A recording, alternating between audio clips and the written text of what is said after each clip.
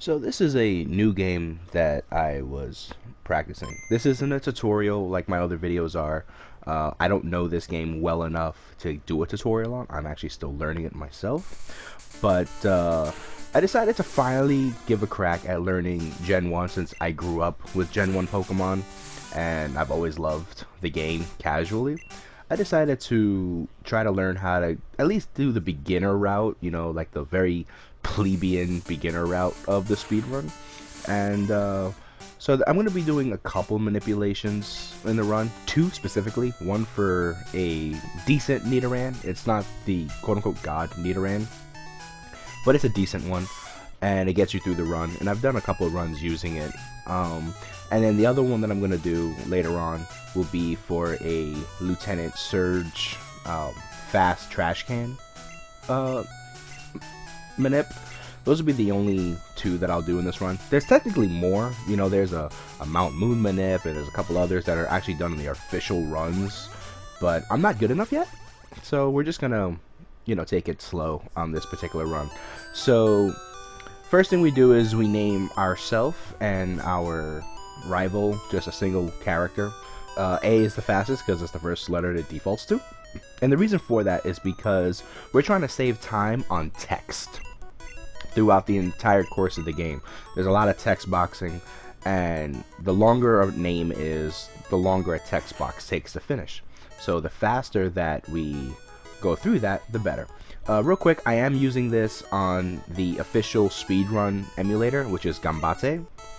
For anyone that's looking to maybe join on this, that's the official one that's used for emulation. It's the only one that's authorized, I guess, by the community, because it is quintessentially a Game Boy, just on your computer. There is no speed modifier or anything like that to it, and it calculates everything in the same capacity that an actual physical Game Boy would. So that's why we're using it here. That's why the palettes on this one are identical to playing Pokemon Red on a Game Boy Color. It's as good as you can get besides playing on the original actual physical Game Boy Color. So the pattern we're looking for here is we're going to Tail Whip on turn 1 and then proceed to tackle for the rest of the fight, unless he growls first turn, in which case we try to we try to use Tail Whip until he does a tackle. So as you see here, he growls first turn, so it reduces our damage. So we Tail Whip again in order to lower his defense, and this extra +1 in damage will actually give us the edge in the fight after we get a couple hits in. That growl failing was huge, because it's basically a wasted turn for him. And now we just basically tackle all the way through.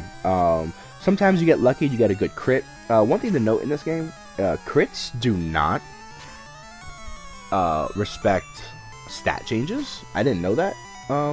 It does in later generations, but in Gen 1 it doesn't. It just takes the base and then modifies it for whatever the critical value would be.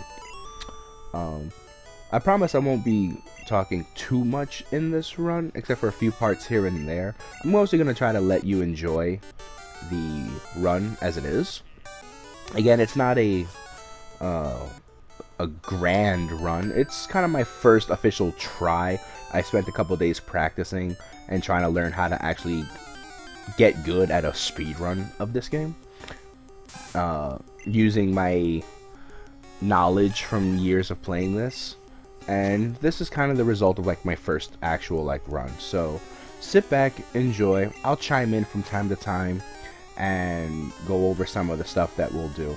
The one thing I'll say before I sign off for a couple minutes is I'm killing the level 3 Rattata here for the purpose of experience. And it usually is best killing a level 3 Rattata over a level 3 Pidgey. You only need to kill the one. And the reason for this is because level 3 Rattata knows two moves. It knows Tackle and knows Tail Whip. And it has a very good chance of trying to Tail Whip the entire fight, which means you'll never take damage, but you can still kill it in like 3 turns. If doing that, you'll get 24 experience, which is all you need to proceed for the rest of the run. You can do the same thing with a Pidgey, and I think Pidgey gives like 26 XP or something. It gives like 2 more XP, but it only knows Gust, and you take damage for that, for the 2 or 3 turns that you're actually getting hit. So, preferably the Rattata, at level 3, it's fine. If you see a level 4, don't touch it, no matter what it is. You'll just take too much damage, and you'll be a little bit lower. You'll be forced to have to take an extra potion to heal, and it slows you down. You can also make this work with a level 2 Rattata and a level 2 Pidgey, but 3 is probably the most optimal from what I've been looking and reading, especially because, I guess, not just the moveset, because of the AI. So that was the one encounter you're going to see before I go do the Nidoran manipulation. And I'll chime back in once we get to that point.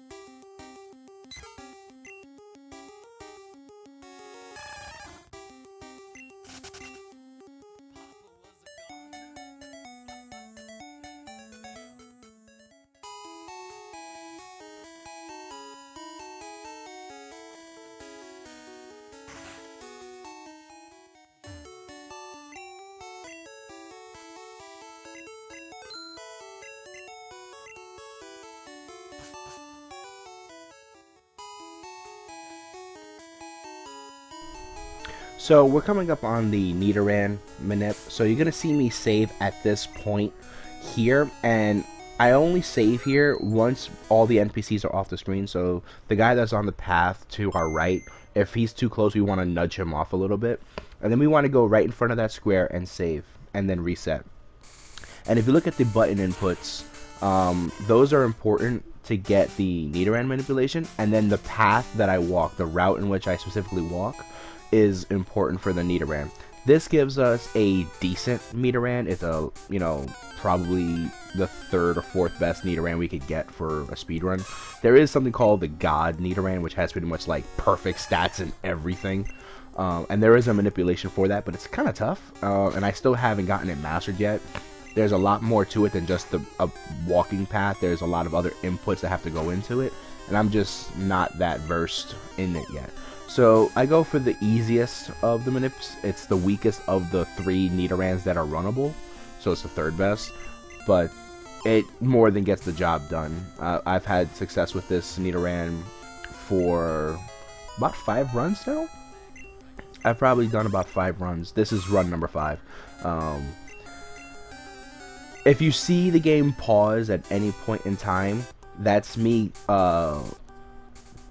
accidentally changing screens, because the emulator pauses when it's not the main focus screen.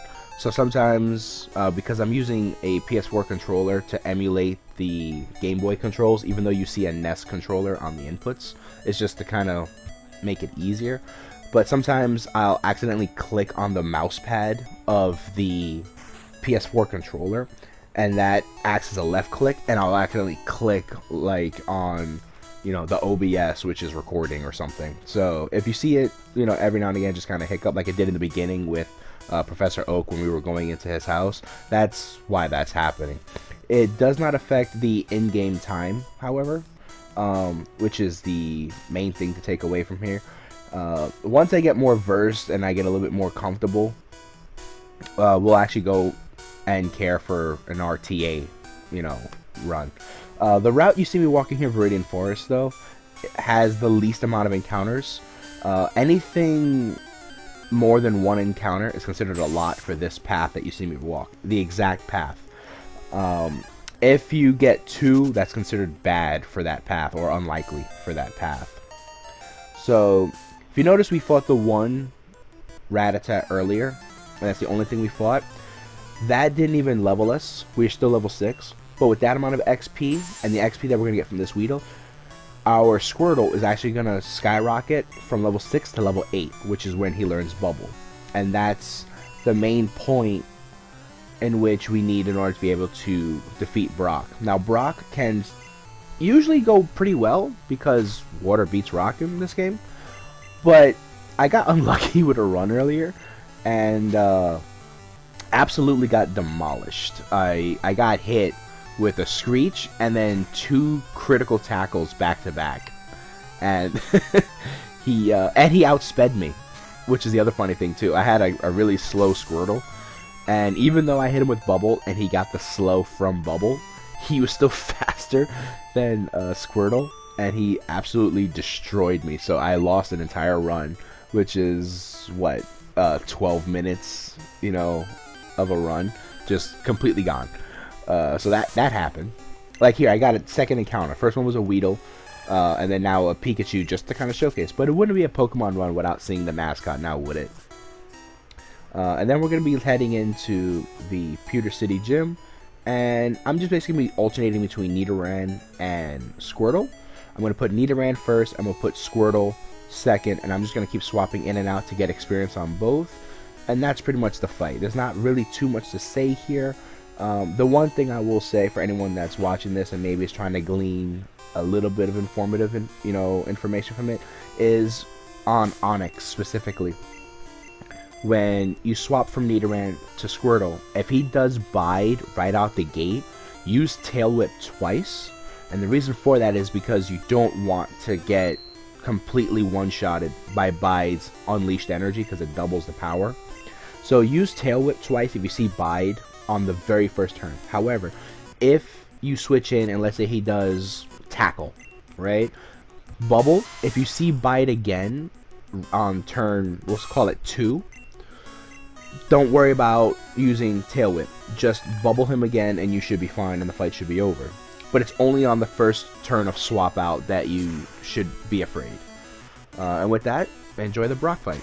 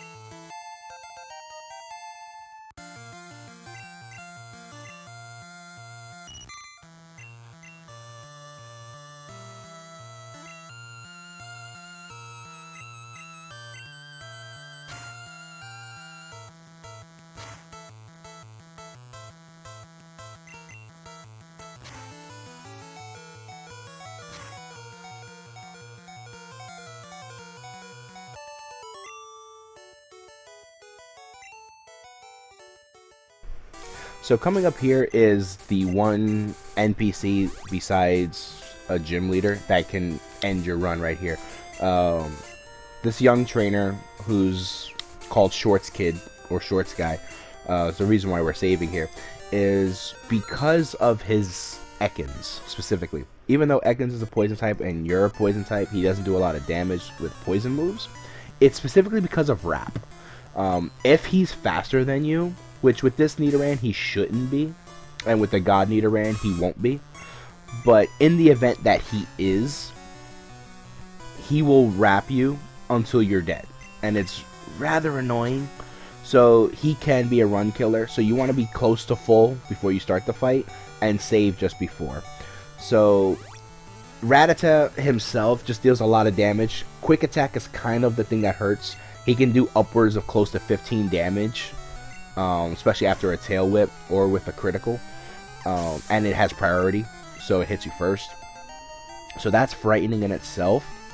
But then followed by an Ekans that can infinitely wrap you for 5 turns, and do that throughout the entire fight after you've been weakened by a Rattata's tail whip, is a frightening prospect. What you saw also before I went into this fight is I switched the battle style from shift to set. That means they will never ask me again, do I want to switch Pokemon in between swap outs of my opponent.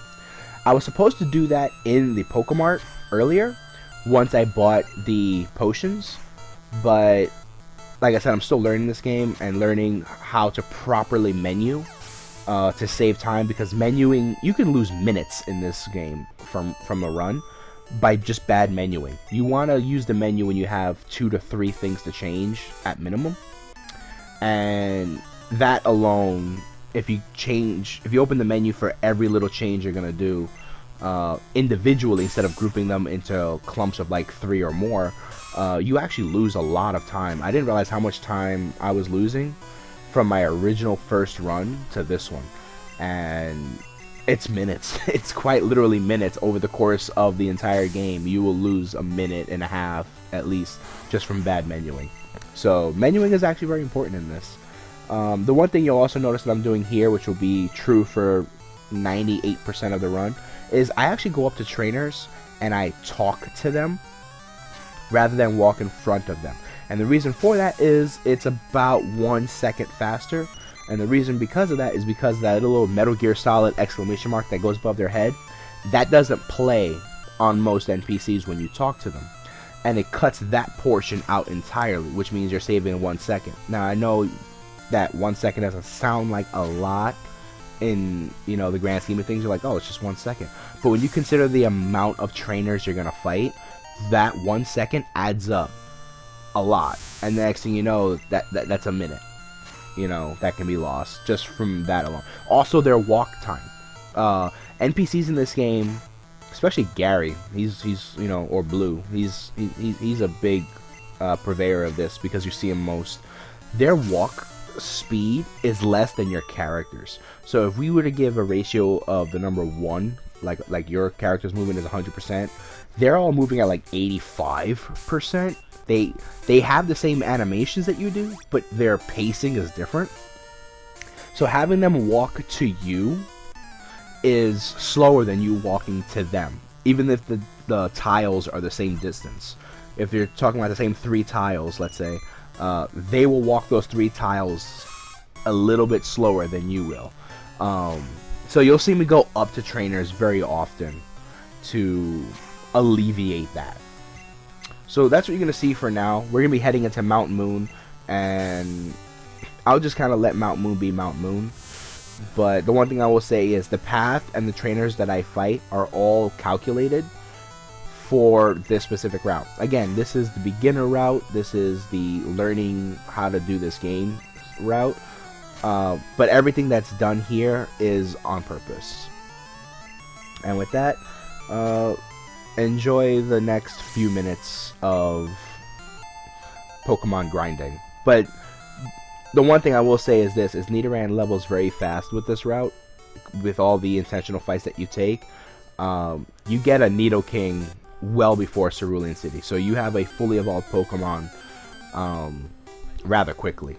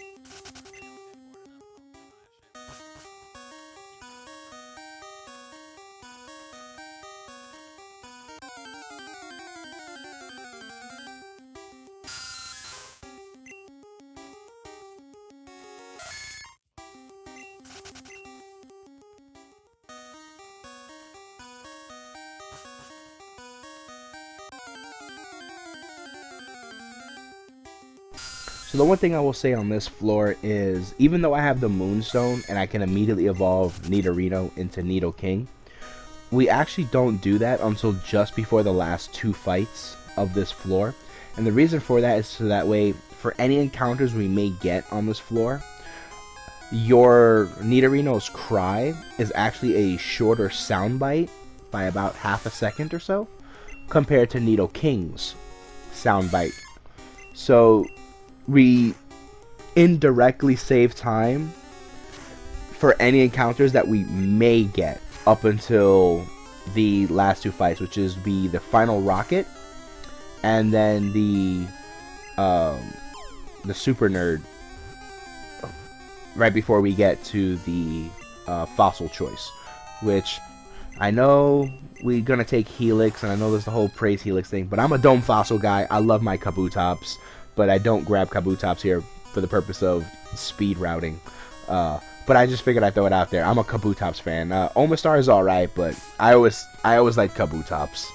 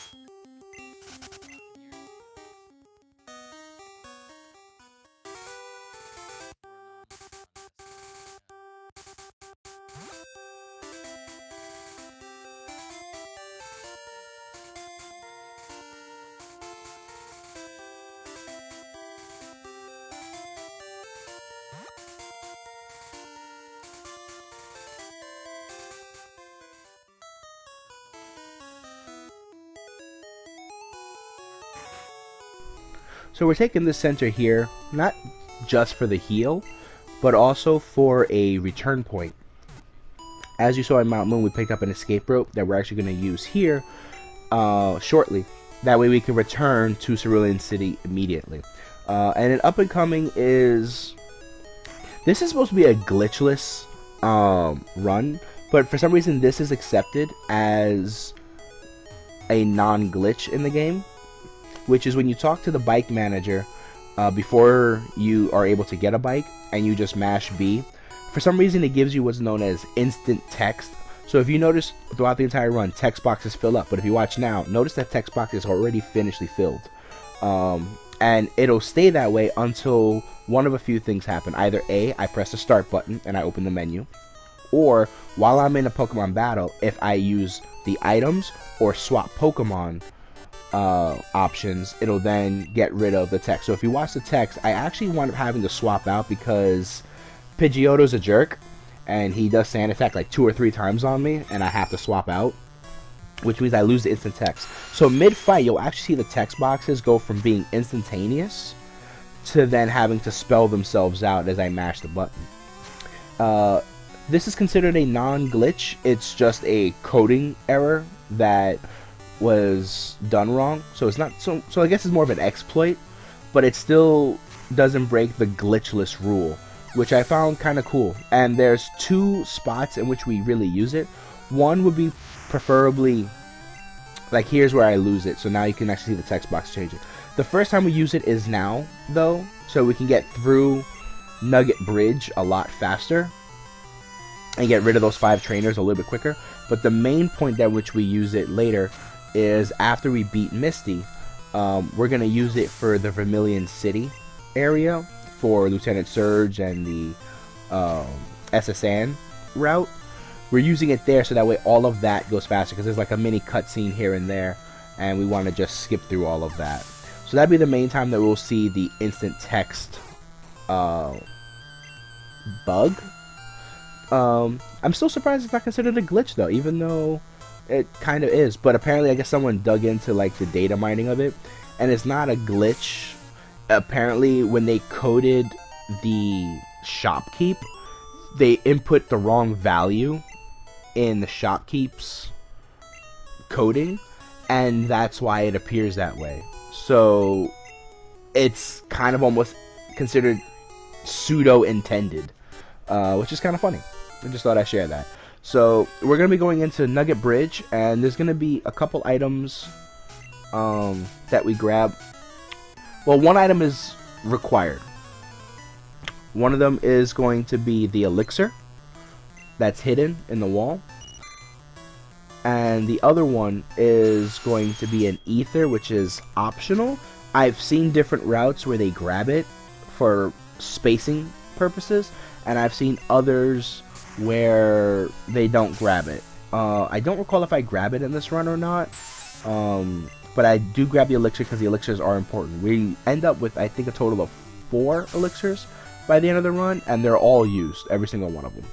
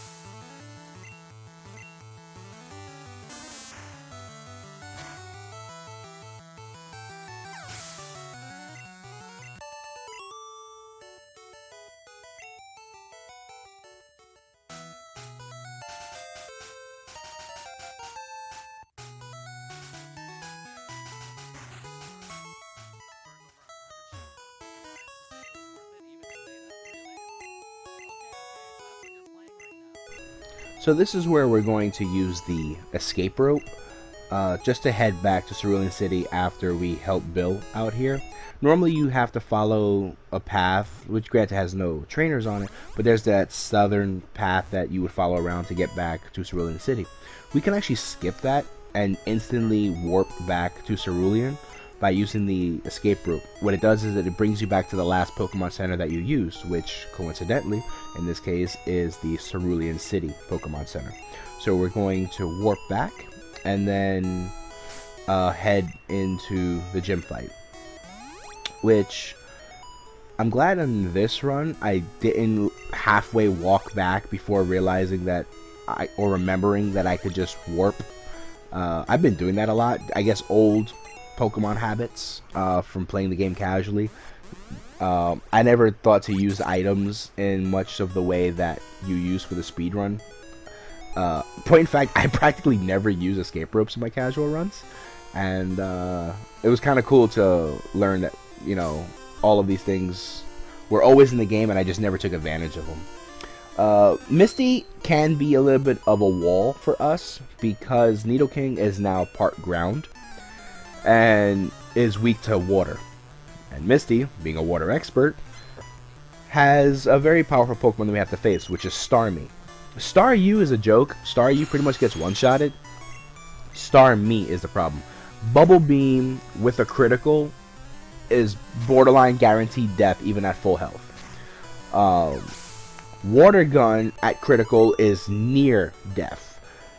The two things that she can do that can screw us the most is Bubble Beam, because it can slow and or crit, which the run's over. Or the second worst thing that she could do, in my opinion, is use X Defend. And that can cause our Thrash, instead of being a 3-turn guarantee fight, could force it to have to get a dice roll on a 4th turn. The way Thrash works in this game is it's guaranteed 3 turns and has like a 50-50 on a 4th turn and then no more. We want to end this in 3 turns. She does Bubble Beam me here and I get really scared. And then when it doesn't crit and it doesn't slow me, I know I can take the fight. If she slows with Bubble Beam, because it's a -1 in speed, I believe that with the Nidoran that I'm using, she will be just 1 stage faster than me, and she can Bubble Beam or Water Gun me again. So again, those are the 2 things that can happen that are worse. Bubble Beam, critting, instantly runs over. The other thing that's up to a 50-50 would be if she uses X Defend. Because we won't kill her in 2 shots, we'll have to get a 3rd, and there's not a guarantee on the 4th shot on Thrash. So we're going to get the instant text buff here, and we're going to proceed all the way to Vermilion City, and we won't lose it until just before we enter the gym. Everything coming up in here, though, is kind of self-explanatory. We're going to be getting a couple TMs, we're going to be getting a couple of items that are around. We're going to visit the Pokemart for a little bit and sell and buy some materials, and then we're going to get our cut and then fight Surge. So the rest of this is just going to be the normal part of the game that everyone's pretty much experienced. Maybe you'll find an item that you didn't know was in like the tunnel. For example, we're gonna get a full restore super early, and we'll try our best to hold on to that. I end up getting 2 full restores in this game. You only need to grab the 1 technically, but I always grab the second one because I get bad luck and I grab a second full restore much later in the Safari Zone that thankfully is not out of the way. It's actually in your path of travel. So we should be fine here. This is where the full restore is. That little flash of text box was the full restore. So with that, we're gonna continue on to Vermilion City and finish up everything over there.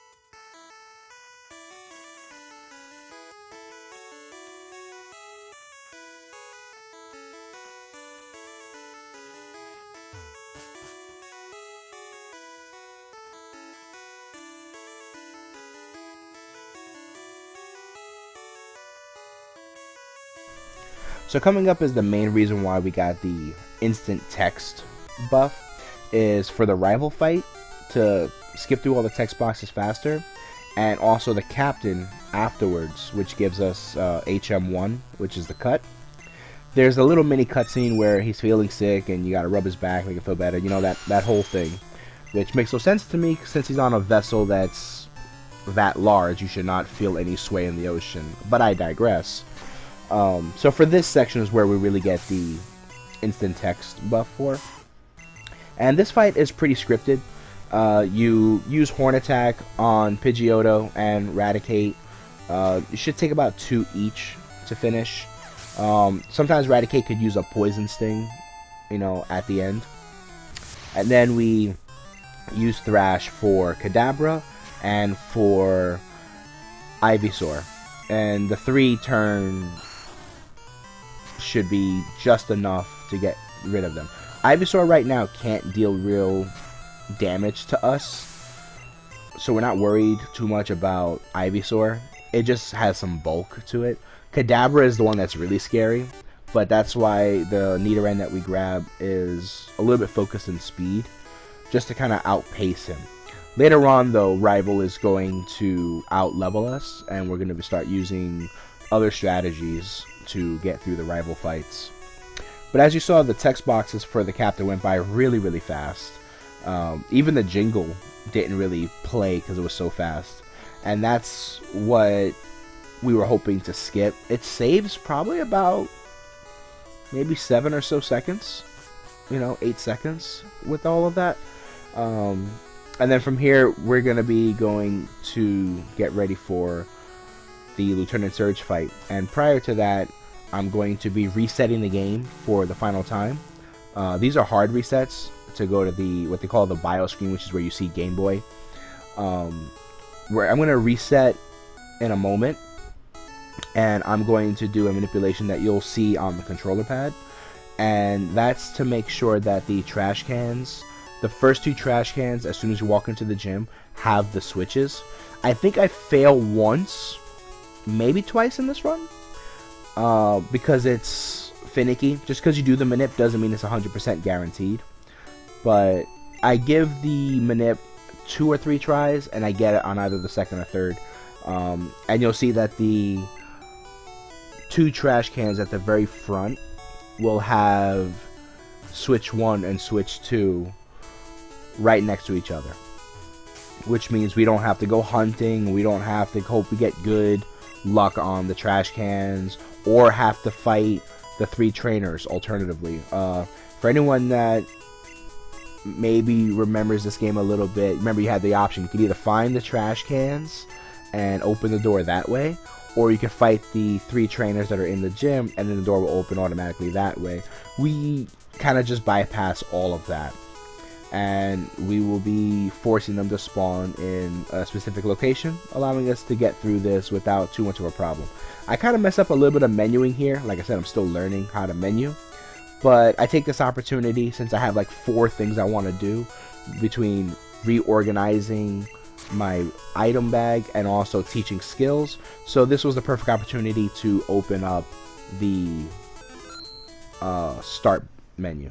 And then here is the reset. And the color change is actually on purpose, and it has to be the up B color. And the reason for that has to do with the manipulation and the buttons that are being inputted. But it has a great side effect, which we'll see when we get to Rock Tunnel.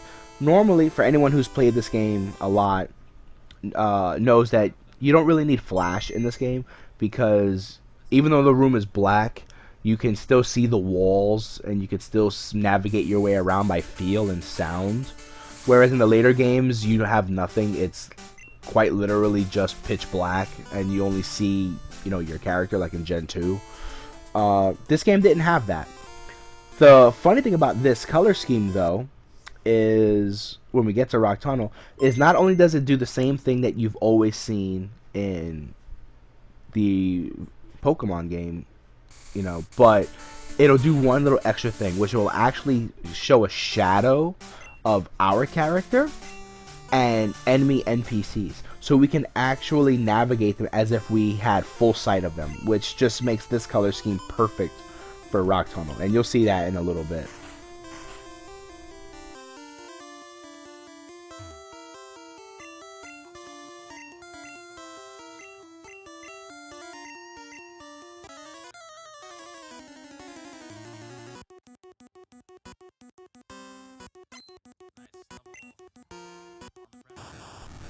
Now in this fight, Voltorb is the only thing that can deal damage to us in Red and Blue. Pikachu and Raichu only know Thunder moves in this two versions of the game. So we basically take 0 damage this fight unless Voltorb takes a cheap shot at us, which still won't kill us. In Yellow version, for anyone that's interested in that, Raichu actually has Mega Punch, I believe it is. Mega Punch or Mega Kick, one of the two. And can actually deal some considerable damage to Nidoking, provided he uses that move. In this generation, however, or in this version, Red and Blue specifically, Raichu only knows Thunder Shock, Thunderbolt, Thunder Wave, and like Growl or something. So it has literally nothing it can do to you. So the only thing that can scare you is Voltorb with Sonic Boom, and Pikachu's Quick Attack, though it is there, it deals like 6 damage. You know, with a crit it does like 11 damage. So it doesn't mean a lot. If you're at 25 health going into Pikachu, you're not afraid. It doesn't matter. And then here we're actually going to use Dig, which acts like an escape rope in this game. And it's going to warp us back to the last Pokemon Center that we used, which again is Cerulean. So we don't have to walk or bike our way back to Cerulean to get our bicycle, which we don't even have the bike yet. We're about to go get the bicycle, but we don't have to walk our way back to Cerulean. We can actually just warp and be done with it. Now I am taking a bonus heal here for safety. This is not a required heal in the game at all. Provided the fights go well, you won't need this heal. I do it because of the very first trainer that I'm coming up on. It's the second trainer that can be a little annoying in the entire run.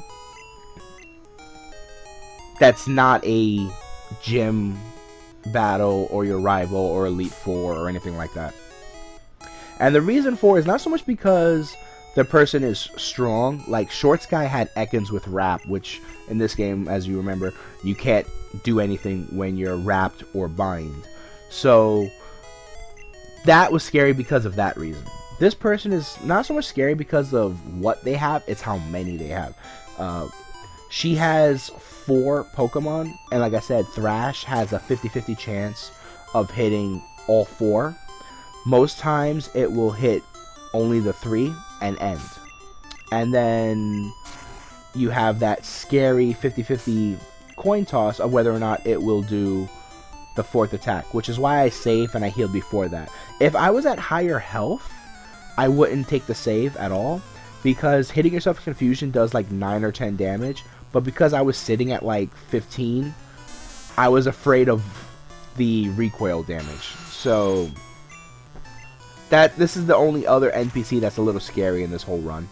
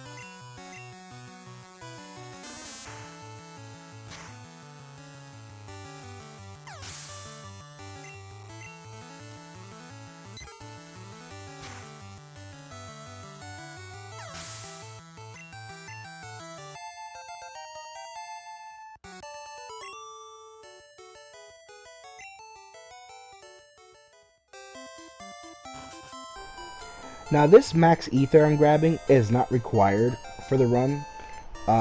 Again, I grab it out of pure safety and also still learning as to which items are mandatory. And the reason why I'll go back to mentioning this since I didn't do it earlier.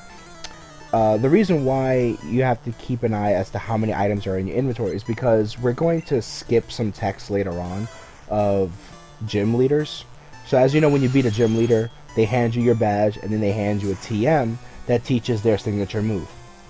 Later on, we're going to have 20 items in our inventory, which means we have no bag space, which means all the trainer is going to say, or the gym leader is going to say, is you don't have room for this, which is a lot faster than saying, here's your TM, here's what it does, here's the jingle for you receiving the TM. It skips all of that. And that will be once we start getting to about Koga, if done right. And the reason why I mention that if the item is required or not required and so on for item count is in the very, very first NPC battle that we did with the Weedle in Viridian Forest, he can poison you and you could use the antidote then to cleanse that, but now you're one less item in your bag. So there's a little bit of item counting in this game, that you should be at a certain amount of item slots by a certain point. So for safety measure, not just because of what the max ether does, which is fully replenish one move on a Pokemon, I also do it for having a slot taking in my inventory. Right now I'm trying to find a item that's hidden in this tunnel, and it doesn't always want to click when you hit the A button. That elixir is a little tricky. I'm still learning the step count as to knowing when exactly it's going to be. Because there's no visual cue other than counting the petals. So that one kind of sucks, to be honest. That, to me, I think is the hardest hidden item to grab in the game because of the step count. All the other ones are pretty easy, I find. And coming up now, we're going to be going into our biggest shopping part of the game. This is the last time that we enter a shop and get a lot of items for the rest of the run. So the first thing that we're going to do is we're going to grab TM07, which is Horn Drill. We're going to grab some Super Repels and some Super Potions. We're also going to grab TM48, which is Rock Slide, which we get from the little girl on the roof by giving her a soda. We're going to grab a Pokédoll, so that way we can run away from one specific battle. And we're going to grab some X items. X accuracy being the big one, X speed, and X special. Those would be required. In the old days of routing this game, when there wasn't a manipulation for Nidoran, you just kind of went until you got a Nidoran. And then you would buy the X items most needed for that Nidoran. If your Nidoran was slow, you buy more speeds. If you needed more physical attack, you buy X attack, so on and so forth. With the manipulation that we have now, we know exactly what we need to buy and how many we need to buy. So that right there is the Rock Slide. On the way out, we're going to get one more water. And the reason why we didn't grab it beforehand is because water comes up before soda, and we just want to mash through the text box button when we're talking to the girl. So we only buy the soda first, and then we buy the water afterwards. So here we're going to buy 11 accuracies to have an extra 1. You really only need 10, but you grab the extra as a just in case. We're going to grab 5 speeds. Again, you have 1 extra. You really only need 4. And we're going to grab 2 specials, both of which we will actually use in 2 different fights. And that is our shopping list. The one thing about the Pokédoll, which allows you to run from any battle, it was largely controversial a couple of years ago as to whether or not using that to escape from the ghost in the graveyard was a glitch or not. And I guess the speedrunning community as a whole, their council, if you will, deemed that it was not a glitch because the Pokédoll is doing exactly what it intended you to do. What its function is to run from a battle. So even though we're gonna skip an entire dungeon here. For those that have played this game, you know there's the underground Team Rocket dungeon in Celadon City underneath the casino. We're skipping that entirely. We will never step foot in there at all. We do not need to get the Sylph scope to be able to see the ghost and turn it into a Marowak. We don't need to do that. We're going to enter that fight. The ghost is going to appear. We're going to use a Pokédoll. We're going to exit the battle. And because the Pokédoll's job is to make you exit any fight in any battle, it's not considered a glitch because it's only doing its primary function, which was kind of cool. So we can skip an entire dungeon, which is probably maybe 15 minutes in the game.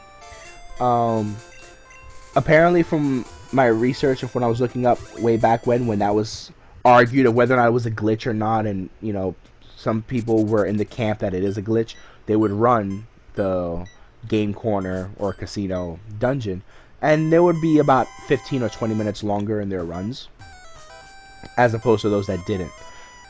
This fight coming up is pretty scripted also. We're essentially just going to blast right through Rival though. He's not that dangerous to us at this point. We're still over leveling him. We won't start being afraid of him until Saffron City. At Saffron City, when we're in I think Sylphsco, or the Sylph Company I should say, Sylphco, not Sylphscope. That's when he'll actually out-level us a little bit, and that's when we'll start being a little bit more respectful of his presence. As of right now, he's kind of a joke to us, and we don't fear his lineup one bit. The Rock Slide that we just taught to Nidoking is literally just for this graveyard area. The Rock Slide allows us to attack Ghost Pokemon while conserving ammo supply from Thunderbolt, Bubble Beam, and Thrash doesn't even hit Ghost because it's normal, and normal can't hit Ghost. So it conserves ammo from the other two elemental attacks while still being very powerful in its own right, because it's a base of, I think, 90 power with a 90 accuracy. And means it basically never misses, much like Blizzard in this game. Blizzard also has a 90 accuracy for 120 power, which is absurd. In Gen 2 and later, they nerfed its accuracy down to like 70, which makes it a 3 and 4 chance of hitting. Whereas here, it's practically a guarantee it's going to hit almost, which makes it amazing. Which is funny, because Tackle is a 95 accuracy in this game, and that seems to always frickin' miss for me. So we're going to be fighting these two Ghastlies, and then 2 more trainers with Ghastly, 1 each, so a total of 4 Ghastlies. And we're going to be using the Rock Slide.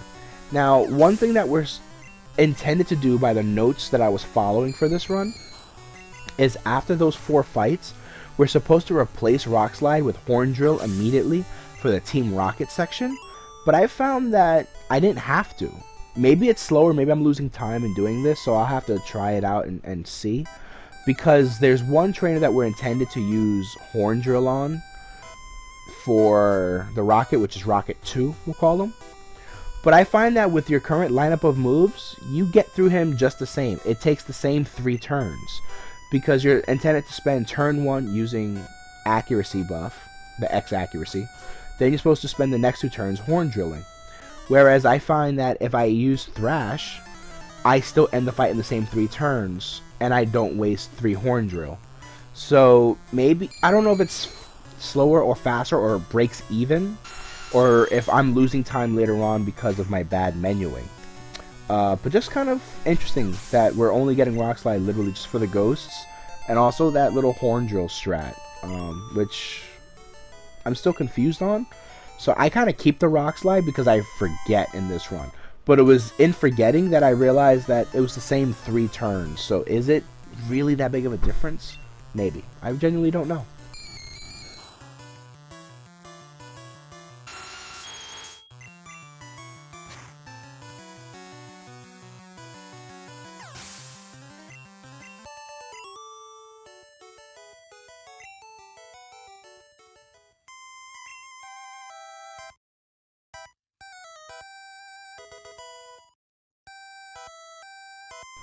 So here's where the contention is for this. You're supposed to hit this square, you get this text box of Begone Intruders, and then we're supposed to see a ghost. Now if we had the Sylph Scope, it would turn into a Marowak. that we can't catch, but we can actually battle and defeat. And then the soul goes to rest. However, we can use a Pokédoll, immediately leave from the battle as intended, and then it gives the same text box because we're still on the same square. Fun fact is, if we leave via running, it actually moves our physical location. So maybe that's the trigger. The battle ends, and if you're on the same square, it just gives you that text box, and you can just pass by. But it was deemed on a glitch. And then in this fight, I actually mess up a bit. I opted to try to save Thunderbolts by using some Rock Slides, and end up getting confused because of it. And the fight takes a little bit longer than it needed to, unfortunately. Just because of text boxing and such.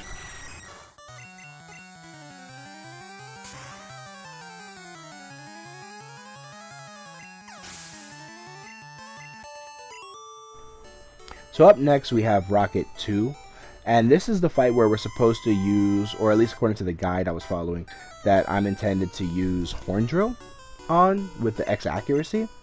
But I found I got through it in the same exact 3 turns using Thrash.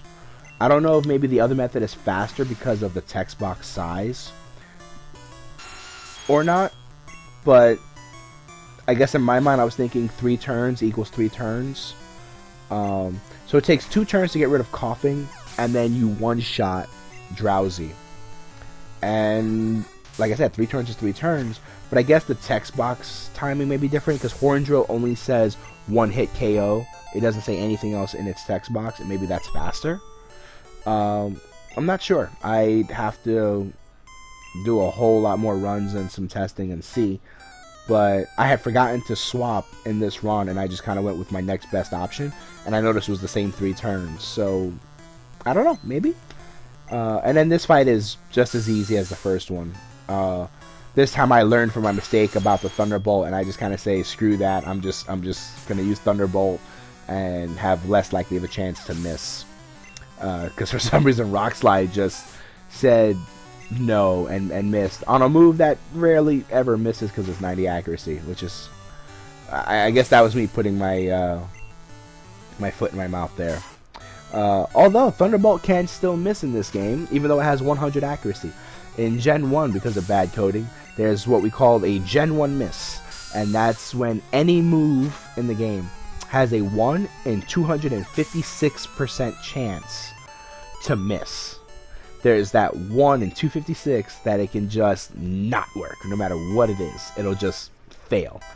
And it's funny when you do a 100 move like Thunderbolt or Ice Beam or Flamethrower, and it just flat out misses.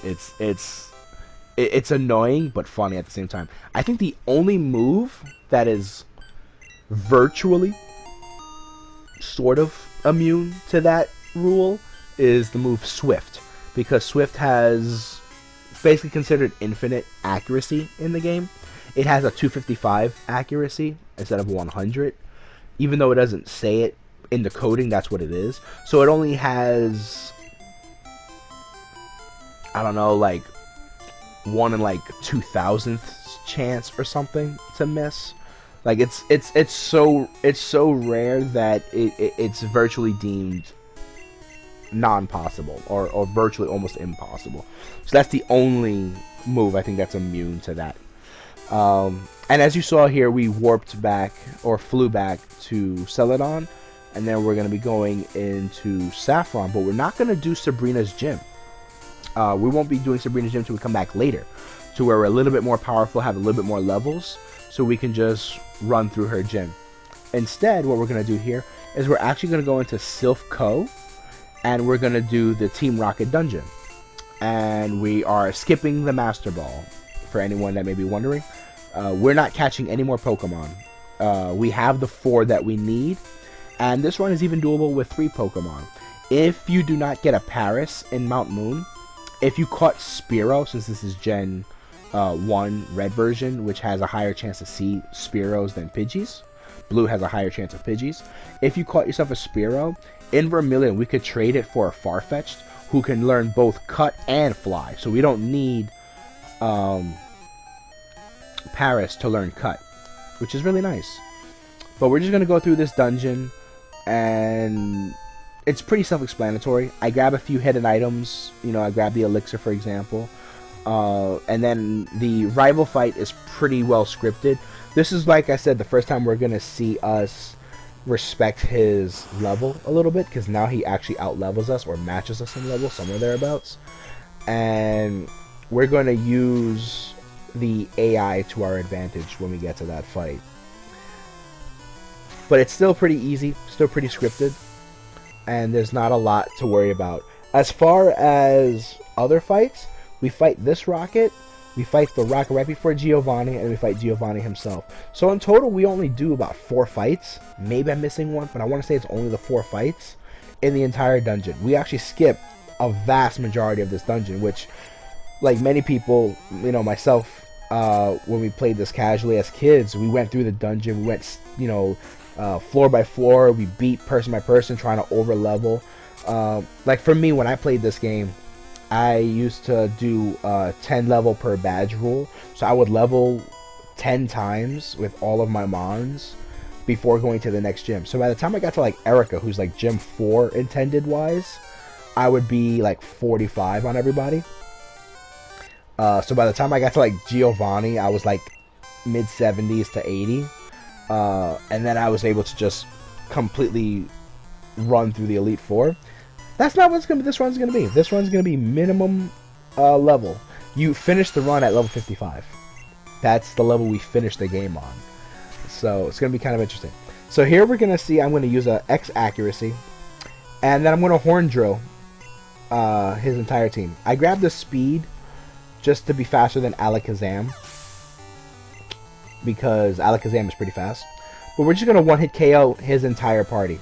And then we're actually, for possibly the first time in this run, we're then going to use an elixir. Or in my case, I opt to use the max ether that I grabbed from Lavender Town, because I only really need to replenish the horn drill. Everything else on Needle King is actually good on ammo supply. So I'm just going to use the max ether to target horn drill itself and replenish that. Technically that's slower though, because there's an extra like 1 or 2 text boxes that you have to mash through. But I'm not on world record pace, so I'm just kind of practicing, so I just kind of went with the safety thing. But that would be the one thing you'll see us do, and then we'll just go into the Giovanni fight, which again is about as scripted as our rival fight was, and we'll be moving on from there.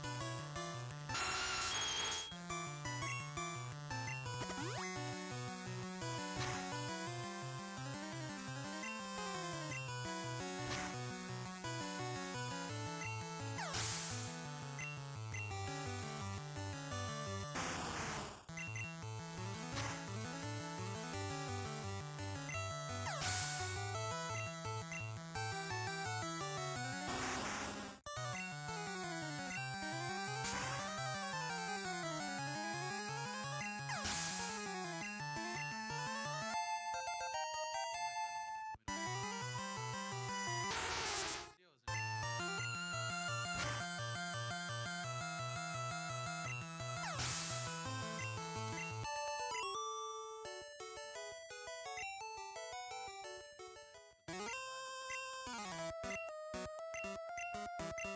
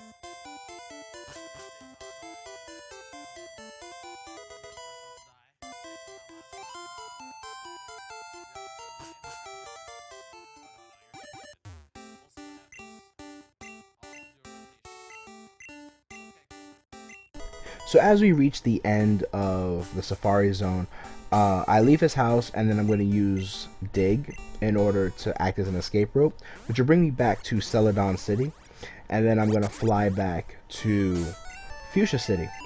Unfortunately, I think when I arrive at Fuchsia, I think it's in this run, that I mess up, and I thought I was supposed to be here yet, and then I go and I fly to Pallet Town, thinking I was going to go to Cinnabar Island, and then I remembered rudely, because I can't surf yet, that I'm not supposed to be here yet. I'm supposed to actually beat Koga and then go to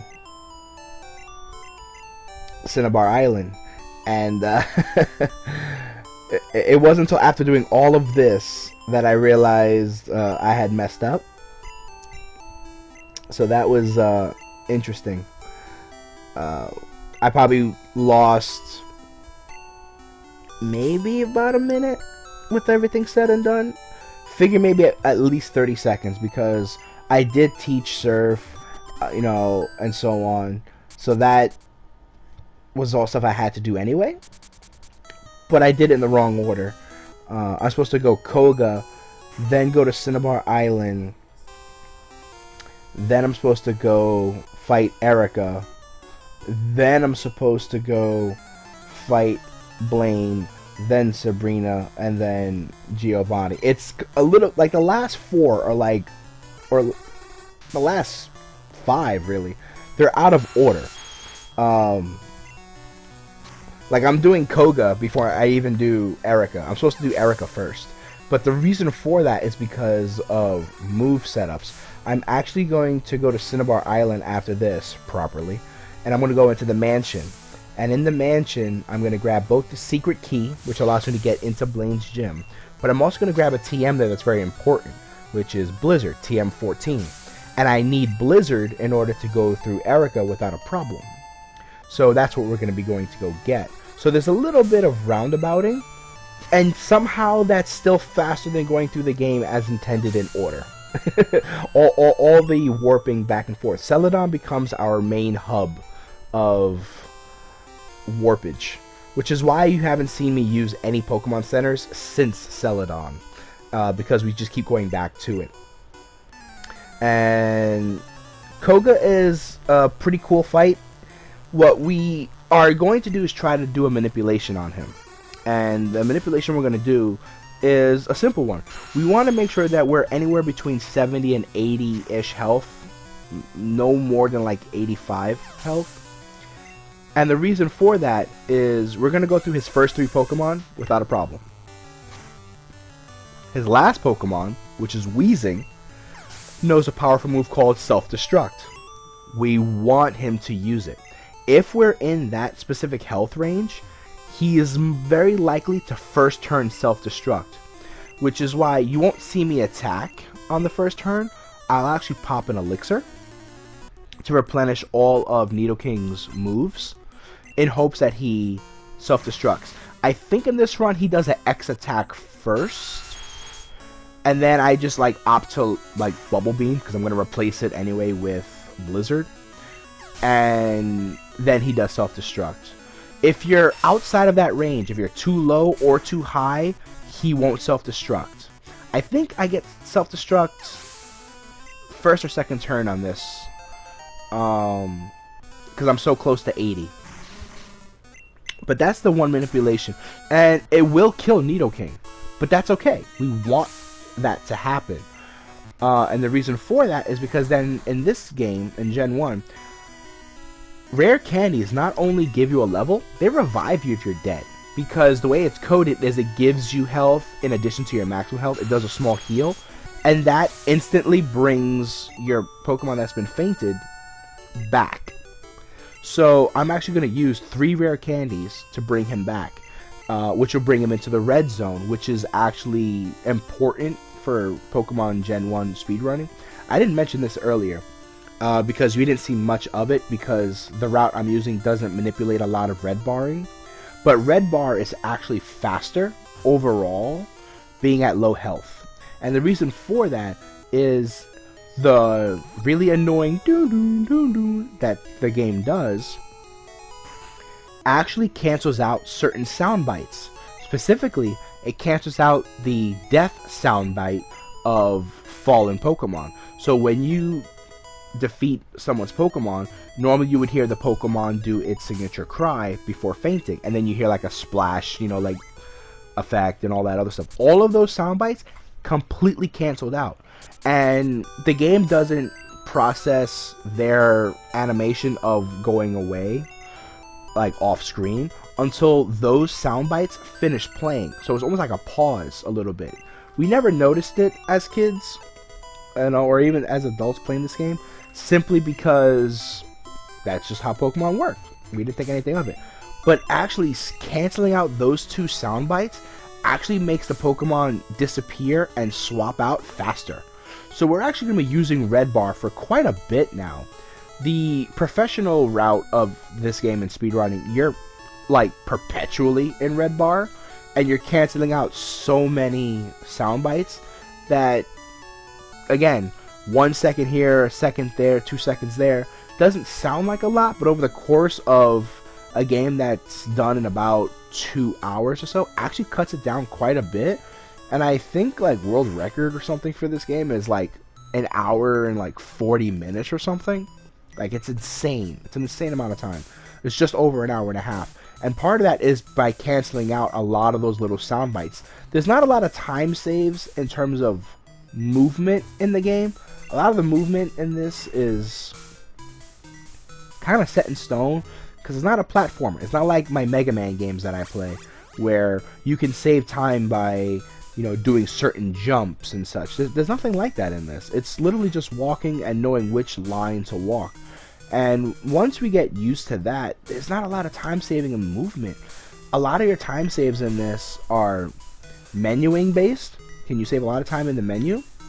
And can you save a lot of time via Red Bar by eliminating sound bites in the game from playing in the first place?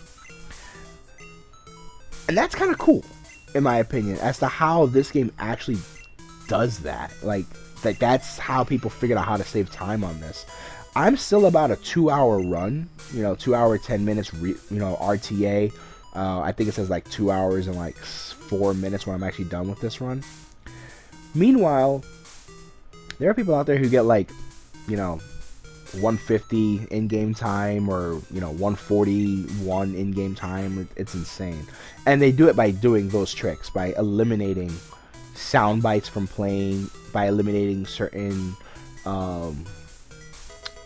aspects of the game. Like in the very beginning of the game, for example, I know this is way late to mention it, but when I went to go talk to Professor Oak, I went behind him. And the reason for that is because it spawns Blue faster. Blue has less tiles he needs to walk, because remember, he walks at a slower speed than us.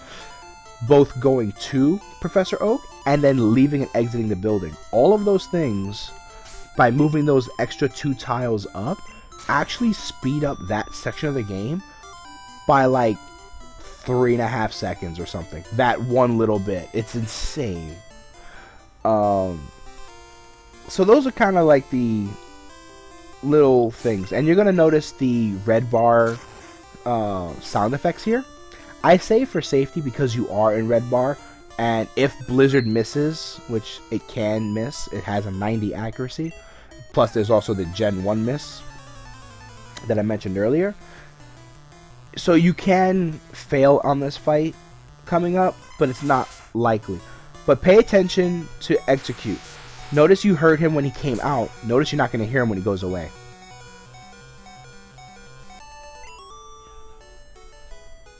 Notice you didn't hear his cry, and you didn't hear the splash of him being wiped out.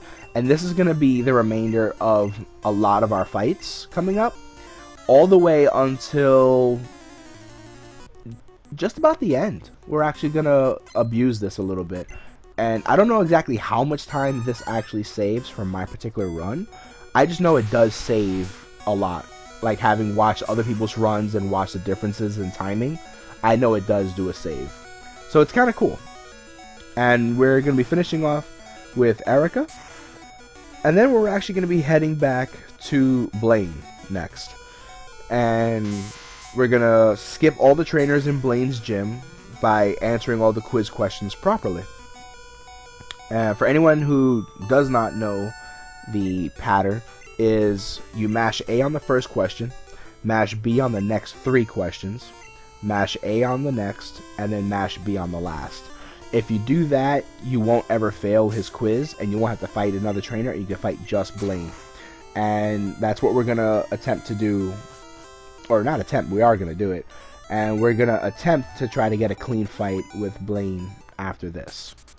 And it should go pretty well. It's pretty scripted also, and the reason for that is they try to give a few NPCs in this game what's known as smart AI, and what that means is the AI tries to use a type or element that your current active Pokemon is weak against. So the first Pokemon that Blaine uses is Growlithe, who knows Agility. Agility is a psychic type move. For whatever reason, it's listed as a psychic move. Because I'm poison type, and psychic is strong to poison, Growlithe is going to use Agility against us. Because he thinks that it's a psychic move and will deal damage to us. That's what the smart AI does in this game.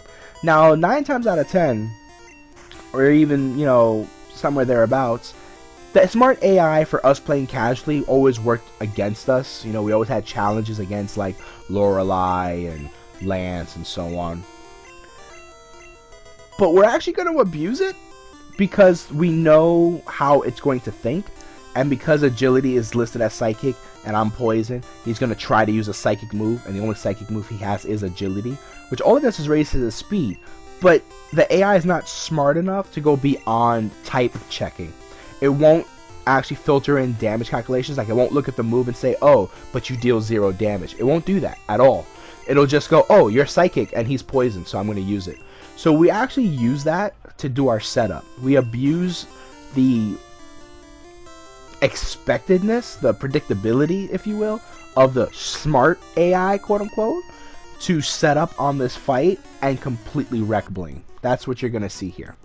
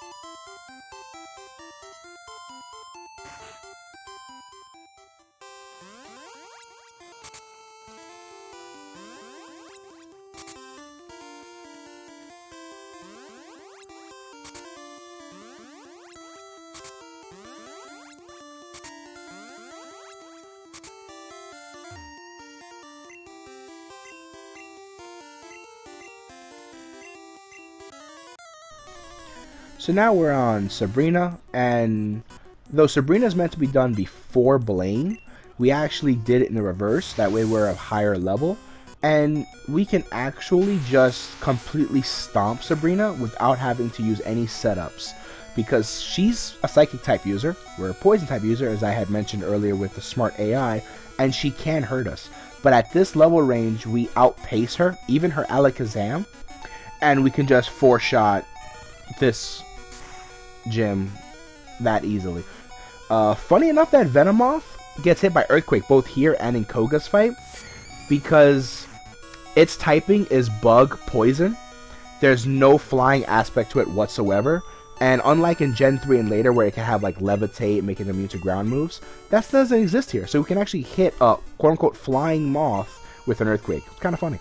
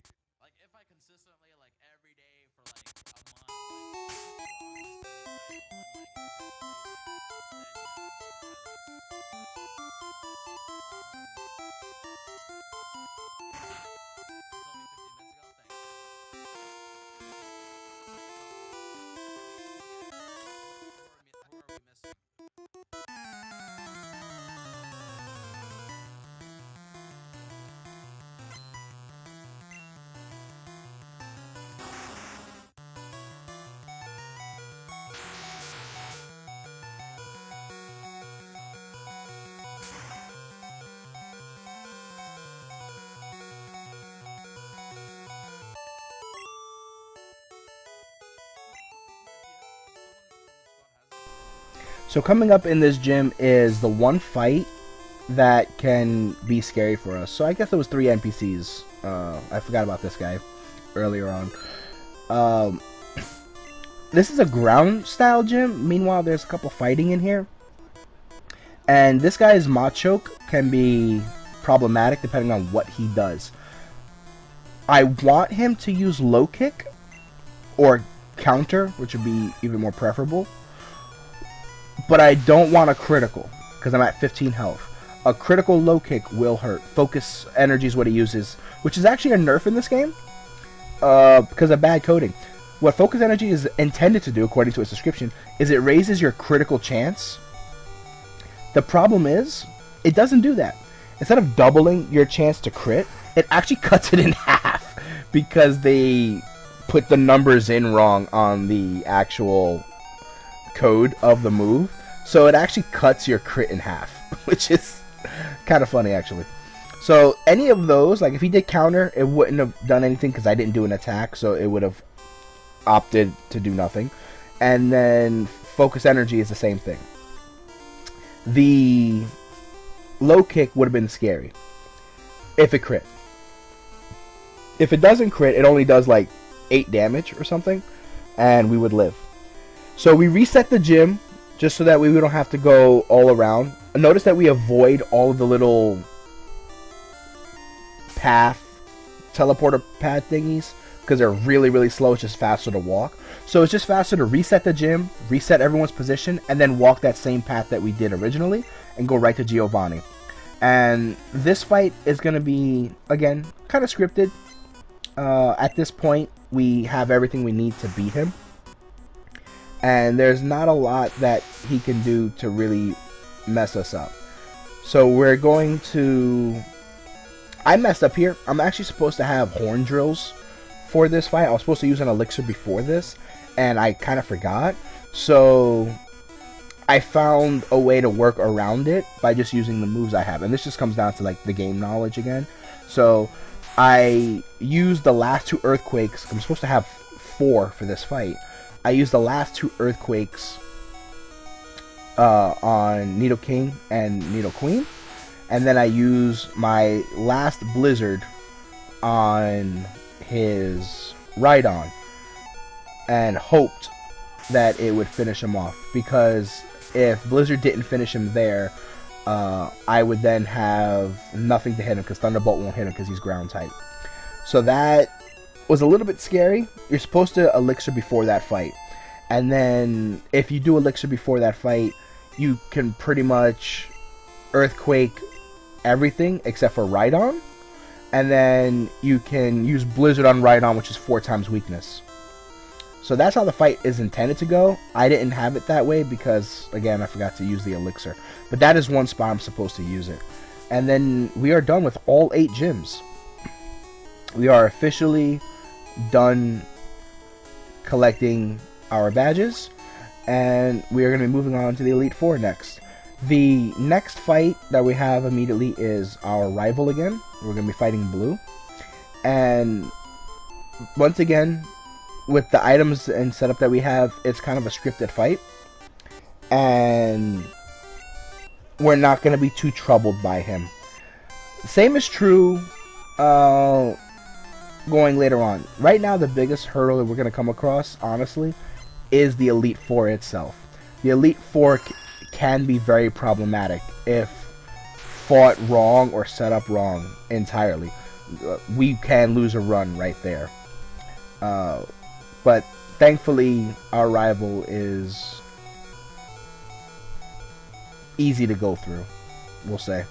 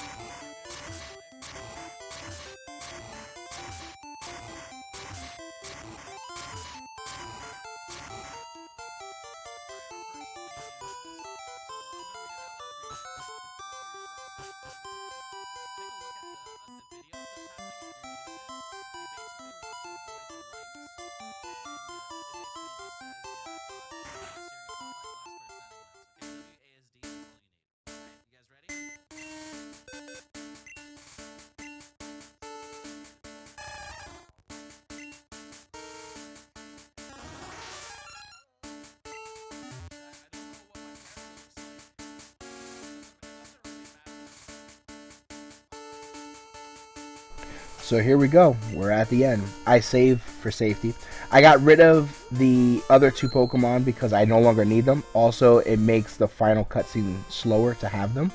And I run in here with just Nidoking and the Spearow. And the Spearow is going to be very vital to this run. Specifically this fight only. But it is very vital. Lorelei's first two moves are kind of scripted as far as we're concerned. Not because they actually are, but because of the setup we have. So her first turn, she's pretty much guaranteed to Aurora Beam because it's weakness against us. We're going to switch to Spearow. Now, because of her smart AI, she's going to expect to take damage round 1, and she's going to use Rest turn 2. And because of that, we're actually able to set up and then blast right through her with Horn Drill. We outspeed her because our Nidoking has large stat boosts in its speed because of the manipulation we did way early on in the game. And ice types are usually reasonably slow to begin with. And we are just going to completely erase this fight. And this is probably one of the tougher fights, even though it's an easy fight. You can forget to swap, or you forget to set up on turn 2, and you lose your opportunity, and you can lose to Lorelei very quickly. Bruno is going to be a similar thing. I'm supposed to Elixir prior to his fight, and I believe I forget to. Yeah, I did. And I'm going to have to find my way around this fight. And I Elixir, I think, mid-fight. I think I Elixir either on Onyx or on the Hitmonchan right afterwards, remembering that I do not have the moves needed for this. So I use the X accuracy, which is meant to make sure the 2 Blizzards don't miss, and I'm supposed to Earthquake the 2 Hitmons and the Machamp, but I used my last 2 earlier in the Giovanni fight, and I have not elixired since. or I was supposed to horn drill them, I'm sorry, and I didn't have them. So I then used the elixir, and then I horn drill my way through the Hitmons and the Machamp. I still get the Blizzards though on the 2 Onix, which is the important thing.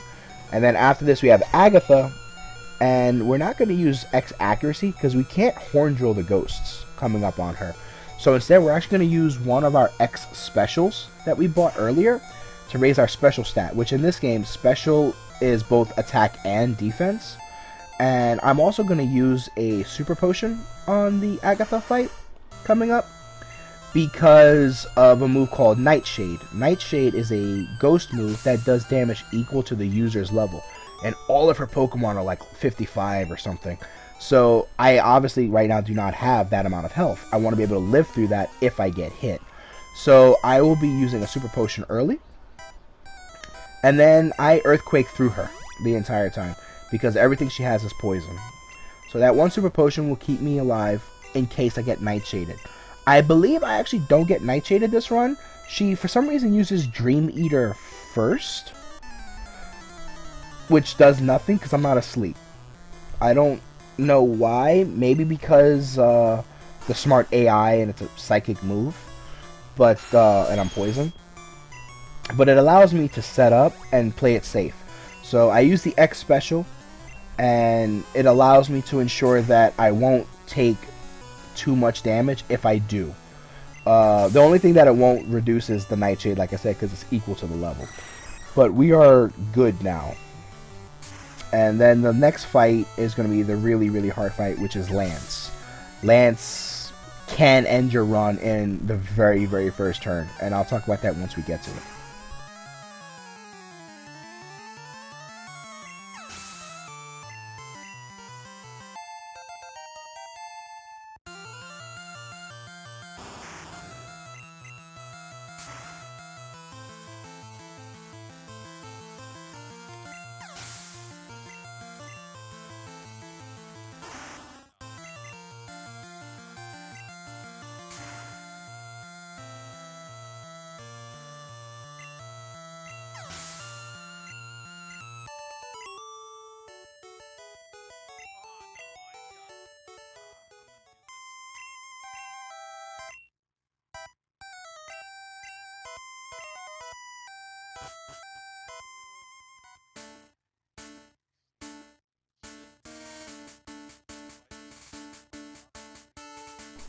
And here we are at the Lance fight, and I'm going to heal up and save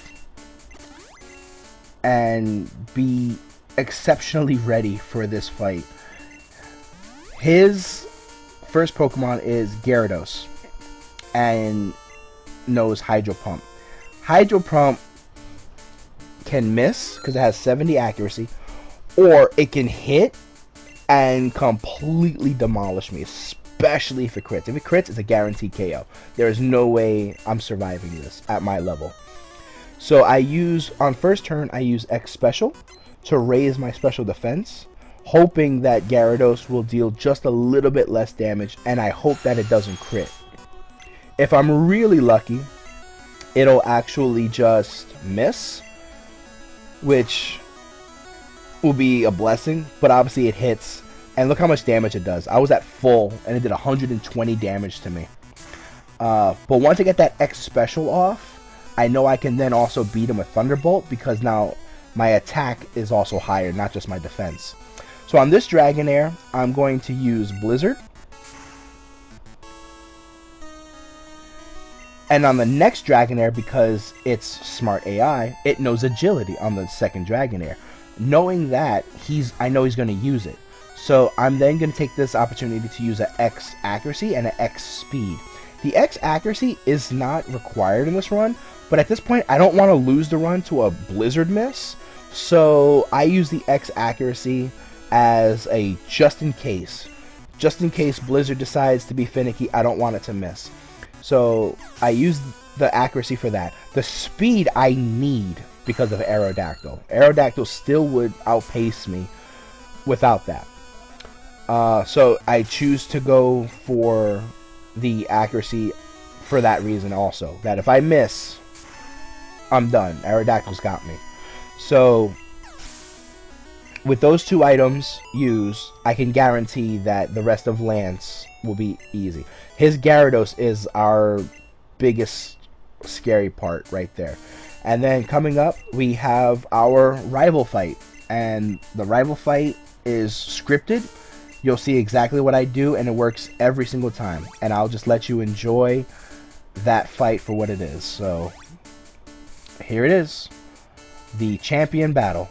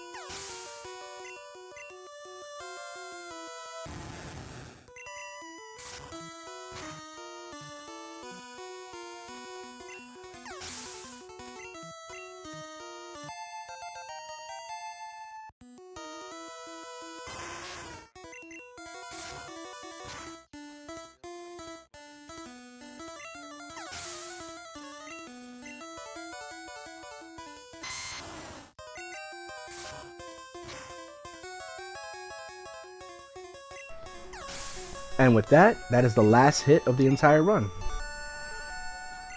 As I said before, we'll end this run at level 55. And this has been Pokemon Red. It was a fun run. Challenging, because there's a lot of mental taxation on the player. There's a lot to have to remember.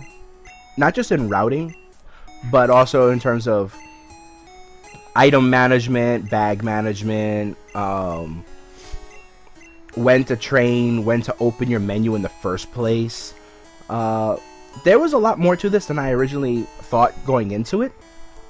As someone who's played this game so many times, I kind of expected it to be easy to jump into. But as any speed run or any game learning it from a different angle does, it teaches you a few things. You learn a few things.